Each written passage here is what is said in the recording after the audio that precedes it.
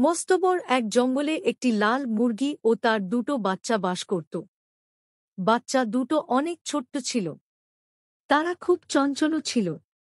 মাকে ছাড়া তারা কিছুই বুঝত না। তাদের মাও তাদের ছাড়া কিছু বুঝত না। মা সারাক্ষণ বাচ্চাদের চারপাশে থাকত। এভাবেই ধীরে ধীরে মায়ের আদরে বাচ্চা দুটো বড় হতে লাগল। একদিন বাচ্চা দুটো বায়না ধরল। তাদের মাকে বলল, মা, আমরা আমাদের বনের রাজা মশাইকে দেখতে চাই। মুরগিমা বাচ্চাদের এ বায়না শোনামাত্রই লাফিয়ে উঠল। মুরগি ভীতু ভীতু ভঙ্গিমায় তার বাচ্চাদের বলল, এ কেমন বায়না? এটা অসম্ভব ব্যাপার। আর কখনো এমন কথা বলিও না। কিন্তু বাচ্চা দুটো যেন কোনো শাসনবারণ মানল না। তারা মনে জেদ পুষে রাখল। দিনের মতো দিন চলে গেল। মাসও পেরিয়ে গেল।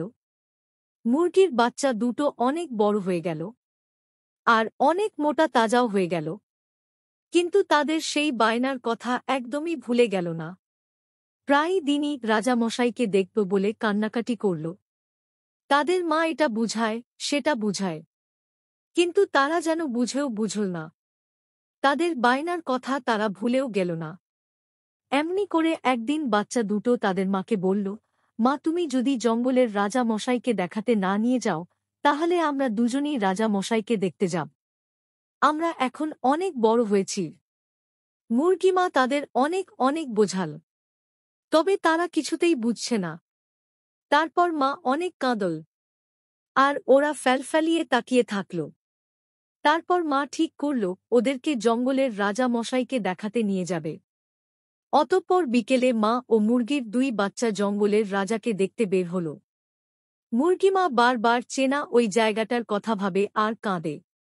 ওই রাস্তা দিয়ে পোকামাকড় খুঁটে খাওয়ার সময় তার স্বামীকে হারিয়েছিল। তার চোখের সামনে জঙ্গলের রাজার সৈন্যদের সাথে যুদ্ধ করে পরাজিত হতে দেখেছে। নিজেকে রক্ষা করতে পারলেও স্বামীকে রক্ষা করতে পারেনি জঙ্গলের অত্যাচারী রাজার হাত থেকে। সে ভয় এখন কাজ করছে। রাস্তায় তাদের সাথে হাঁসের দেখা হল। হাঁস ওদের দেখে খুব আনন্দিত হল। প্যাক প্যাক গলায় বলল, বাহ, খুব ভালো লাগছে মা ও তার দুই সন্তানকে। তারপর তোমরা এত আনন্দ নিয়ে কোথায় যাচ্ছ? মা হাঁসের নিকট সব খুলে বলল। হাঁসের মুখের হাসিটা এক নিমিষেই যেন পালিয়ে গেল, কারণ তার স্ত্রীকে ওই একই পথে হারিয়েছে। তারপর হাঁস গম্ভীর গলায় বলে উঠল, তুমি কি তোমার সন্তানদেরকে বলনি যে সব চাইতে নেই, সব জায়গায় যাইতে নেই? তারপরও তারা কেন এত জেদ করছে? এত অবাধ্য কেন? তারপর কবুতরের সাথে দেখা হল। তাদের নিকট সব জানল। হেসে হেসে বলল, আসলে ওরা তো অনেক ছোট্ট। ওদের সব কথা মানাটা তোমার ঠিক হবে না। আমি বলছি কি, তুমি ওদের নিয়ে তোমার বাসায় ফিরে যাও। অন্য কোথাও নিয়ে যাও।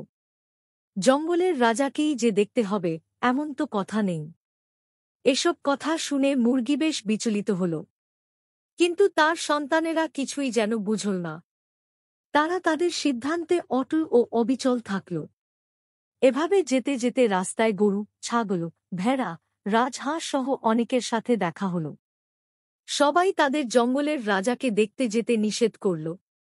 তার রাজ্যের আশেপাশে না যেতে হুঁশিয়ার করে দিল। সে অতি নির্মম প্রকৃতির রাজা ছিল। অবশেষে মুরগিও তার অবাধ্য, জেদি বাচ্চারা তাদের জঙ্গলের রাজা শিয়াল মশাইয়ের রাজ্যের নিকট চলে আসল।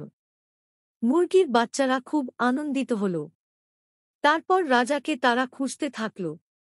খুঁজতে খুঁজতে হয়রান হয়ে গেল। কোথাও শিয়াল রাজা নেই।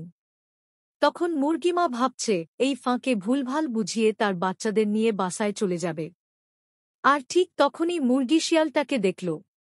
সে খুব বেশি দূরে নয়, একটি পাখিকে কামড়ে কামড়ে খাচ্ছে। মুরগি বলল, বাচ্চারা, ওই দেখ আমাদের রাজা। মুরগির বাচ্চারা মায়ের দৃষ্টির দিকে খেয়াল করে শিয়ালকে দেখে ভয়ে কেঁদে উঠল। কি নির্মম ও অত্যাচারী আমাদের রাজা মশাই! হঠাৎ শিয়াল মুরগি ও তার বাচ্চাদের দেখে ফেলল। অট্টহাসি দিল আর বলল, আজ তোদের আমি খাব। এ কথা শুনে মুরগি ও তার বাচ্চারা ফিরে যাওয়ার সিদ্ধান্ত নিল। তারা দৌড়ে কিছুটা দূরে গেল, আর ওদিকে শেয়াল তাদের পেছনে ছুটতে লাগল। মা বলল, দেখ আমার সন্তান, কেন তোমাদের আসতে নিষেধ করেছিলাম? তারপর শিয়াল তাদের পেছনে আরও দ্রুত ছুটতে লাগল। কিন্তু এই যাত্রায় শেয়াল ওদের ধরতে পারল না। মনে দুঃখ নিয়ে ফিরে গেল।